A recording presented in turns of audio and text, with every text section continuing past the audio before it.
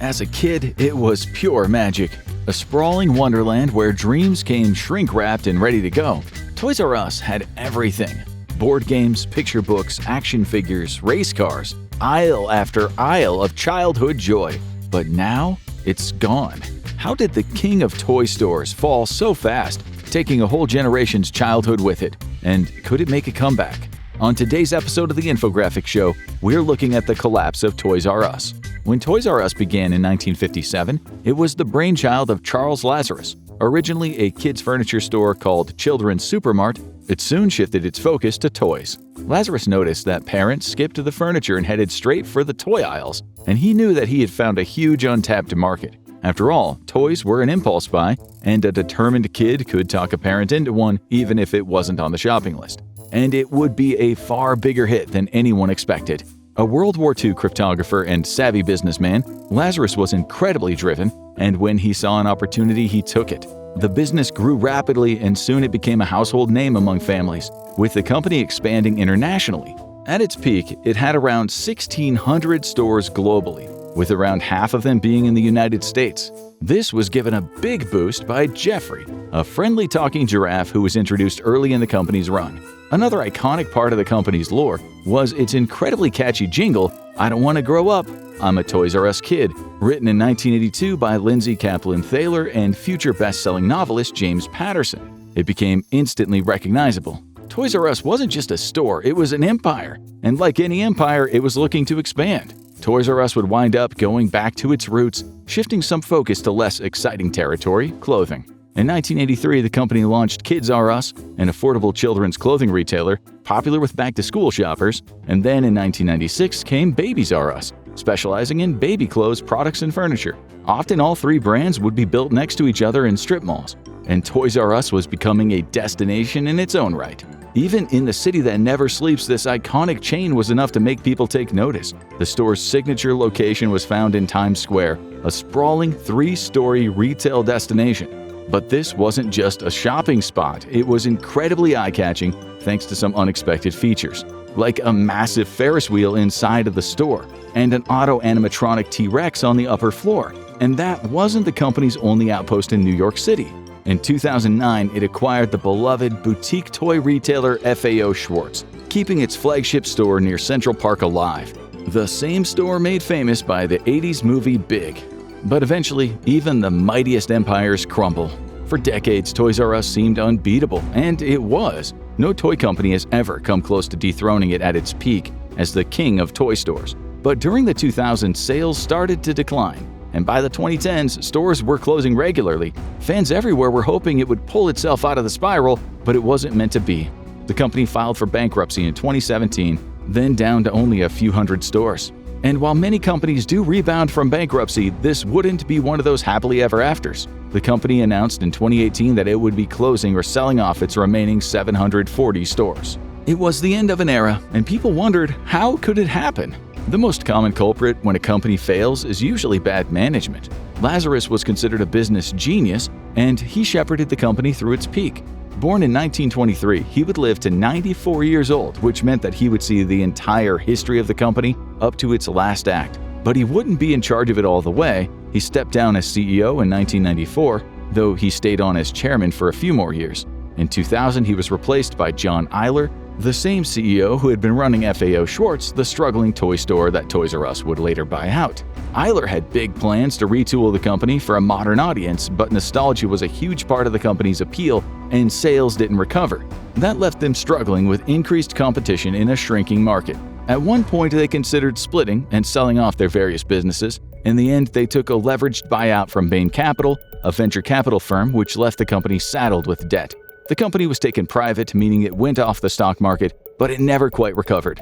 And today, many people ask, did big finance kill Toys R Us? Bain Capital didn't buy Toys R Us simply to shut it down. They actually ran the company for over a decade, but they were not in the toy business, and many of their innovations led to controversy. The toy business was highly seasonal, and Bain leaned into that. In 2013, they kept stores open for 87 hours straight in December to account for the seasonal rush. A year later, they rolled out a sweeping revamp plan called True Transformation. The goal was to declutter stores, merge their retail and online business, and launch new concepts like the Toy Lab, a space where kids could try out toys before taking them home. But it would all come crashing down soon. Toys R Us debt was insurmountable, and the bankruptcy filing was initially meant to give it more flexibility in payments. It had been running at a loss since 2013, and it had taken on much more debt since its acquisition. Less than a year later, it began liquidation, with Charles Lazarus ironically dying a week after the stores were sold off. This took all the U.S. stores with it, including the massive New York flagship. The FAO Schwarz flagship didn't survive either, ultimately being closed in 2015 due to rising rents and turning the company into a simple brand. And all around the world, toy lovers cursed the name of Bain Capital. But were they being wrongly blamed? Venture capital buyouts are often criticized for loading companies with debt and then flipping or closing them. But in the case of Toys R Us, the problems may have been insurmountable. Some argue the real issue wasn't the company at all, it was the market. Toys R Us was one of the biggest casualties of the retail apocalypse, a multi-stage process that saw some of the most iconic chains in the world close. This was primarily due to increased competition, both from online and brick-and-mortar sources. Because in the end, Toys R Us wasn't actually the biggest toy chain in the world anymore. Toys R Us owned the sector for toy-exclusive stores, but that wasn't where the majority of toys were being sold. It actually lost its title for the top toy retailer to Walmart in 1998. The massive big box chain had a much smaller toy section, of course, but it had much larger foot traffic. Kids tagging along on grocery or clothing runs could steer their parents into the toy aisle. But for Toys R Us, getting people through the door in the first place was becoming harder and harder, and their pivot to online didn't work well either. As the online retail sector started ramping up in the late 1990s, Toys R Us launched its own website, but its first year was a disaster. It broke the cardinal rule of a toy delivery service. It missed Christmas Day in many cases, and that led to it signing a deal with Amazon to supply toys through the new retailer, but Amazon reneged on the deal, allowing third-party sellers. While Toys R Us would ultimately win a lawsuit, it would be a Pyrrhic victory. It was never able to compete with Amazon in this sector, and it never managed to dominate the online toy sector. But it's not just that it couldn't sell toys like it used to, it's that the toy market as we know it might no longer exist. Toys R Us was the most famous toy chain, but another played a key role in the toy market: KB Toys. This chain was common in malls, being one of the most popular mainstays of the 1980s and 1990s. The chain had over 1,300 stores at its peak, but by the 2000s it was heavily in decline. It had closed in 2009, and its rights were actually bought up by Toys R Us. Not that they ever did anything with them. And that is two of the biggest toy retailers of all time out of business with seemingly nothing to replace them. Because you can't run a toy store without toys to sell. The toy market was already going strong when Toys R Us launched, but it timed its debut well because the market exploded soon after. This was when brands like Barbie, Hot Wheels, and Cabbage Patch Kids debuted on the scene, each becoming a sensation. While in the past, toys were likely to be classic, multi-purpose toys from companies like Fisher-Price, this was the era when branding became more important. Toys started being released in multiple variants that kids wanted to collect, and parents would battle for the hot item at Christmas. And even the government got in on all the fun. When Ronald Reagan took office in 1981, deregulation was the order of the day. One of the many things that got loosened was regulations on toy advertisements, and the companies responded quickly. Soon, just about every new Saturday morning cartoon featured a large number of heroes with colorful designs. They had multiple uniforms, and the heroes and villains alike had imposing vehicles, and they hung out in colorful playsets, all of which looked incredibly appealing to the kids who watched. And the toy companies were ready to respond. The toy market moved very quickly in the 80s and 90s. While some companies were the gold standard for toys, others were more meant to crank out products at an affordable price. This was one of the biggest boons for the toy market. A never-ending stream of action figures often sold at around $5 in 1990s prices, and the toys didn't even wait for the show to be a hit. They would be produced as soon as the show was being greenlit, and that led to short-lived bombs like Wild West Cowboys of Moo Mesa having a robust toy line.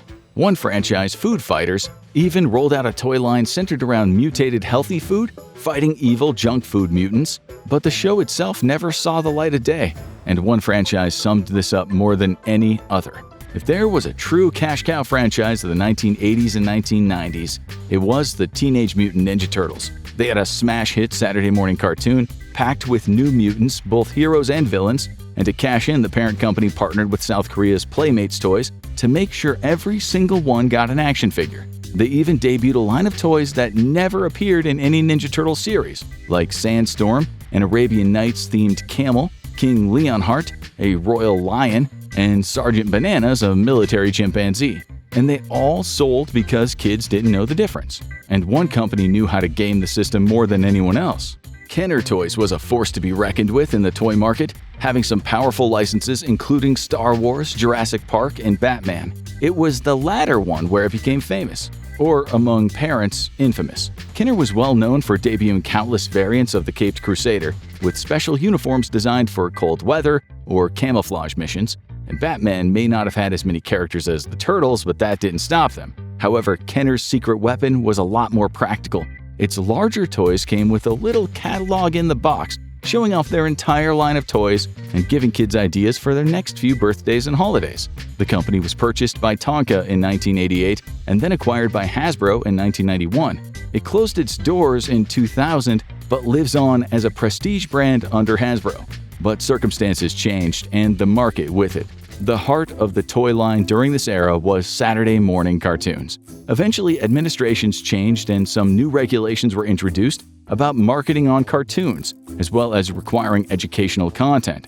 Somehow, we don't think that G.I. Joe's introduction to military hardware will qualify. Additionally, more cartoons shifted to cable and eventually streaming, and more viewers gained the ability to zip past the commercials. The action figure market shifted away from kid collectors and towards superfans, who wanted a higher quality product and a more selective line of toys.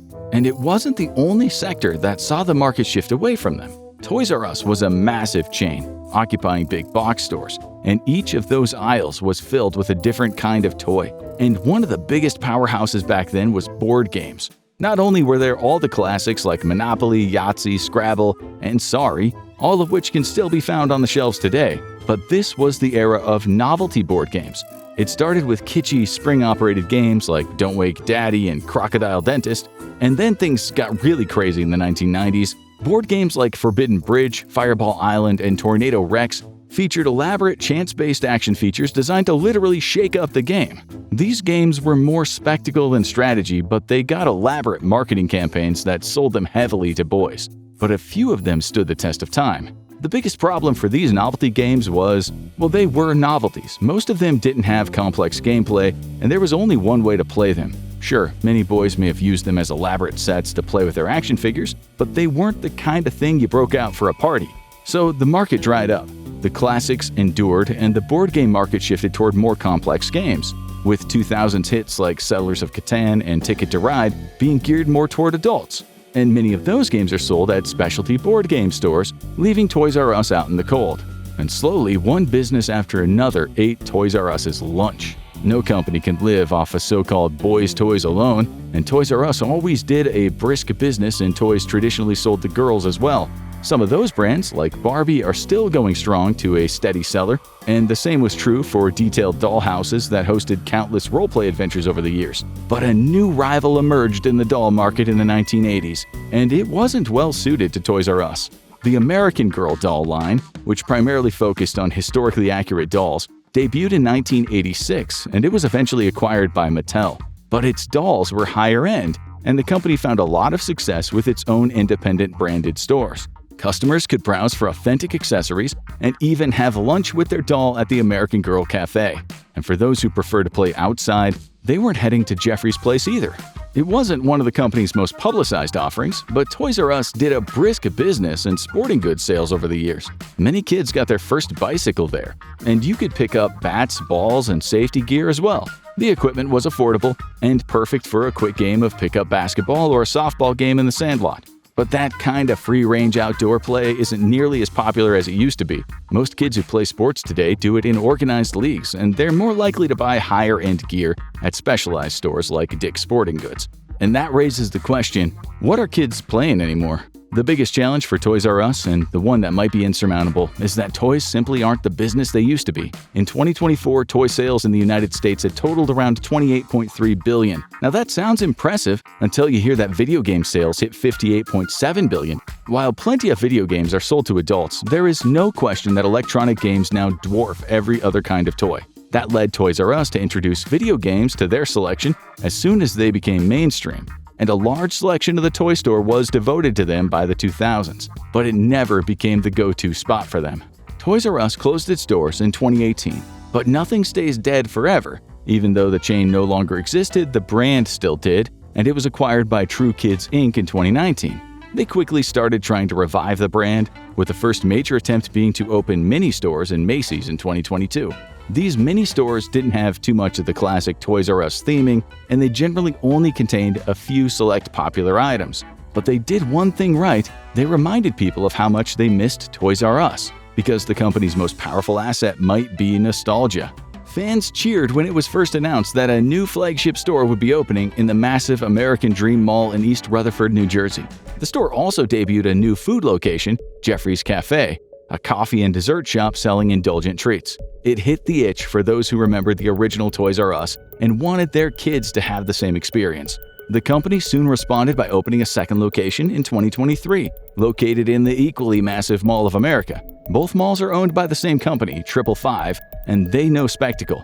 So it seems like Toys R Us's future might be in destination shopping in high-profile locations. There is just one question: what are they going to sell? While the new locations are far more impressive than the Macy's store within a store setup, the new Toys R Us flagships are still much smaller than the original mega stores ever were. This is simply because there aren't as many products on the shelves as there used to be. Not only have many of the main toy-producing companies shifted their output to focus on the classics, but there simply aren't as many franchises as there used to be.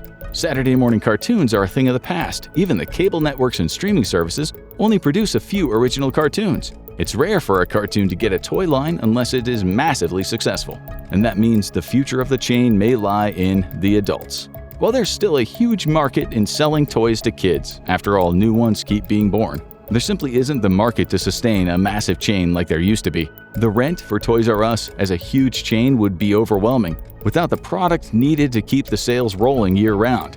They still have no answer to Amazon's 2 decades of dominance as the go-to for fast shipping. What they do have is a deep well of nostalgia among Gen X and millennials, and they have disposable income. It's something Disney learned. While people might grouse about the Disney adults, they are the ones who buy the most souvenirs, so you better learn to live with them.